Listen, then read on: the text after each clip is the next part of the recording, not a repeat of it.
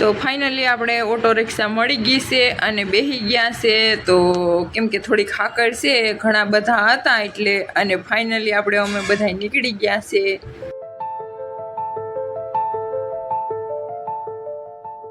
ને અમારા હેમાંગી બેન બેસી ગયા એના મમ્મીના ખોરામાં, કેમ કે થોડીક હાકડ હતી.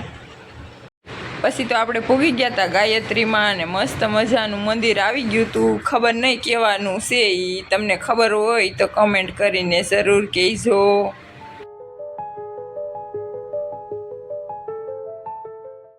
અને અમારા દેવાંશી બેન બેસી ગયા મારા ખોરામાં, અને એને ખોરામાં બેસવું બહુ ગમે.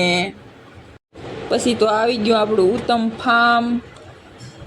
તો ફાઇનલી પૂગી ગયા આપણે ફાર્મે, અને અહીંયા આવીને જોયું તો બાપરે બાપ કેટલી બધી ગાડી હતી, કેમ કે અમારો સમાજ ભેગો થવાનો હતો.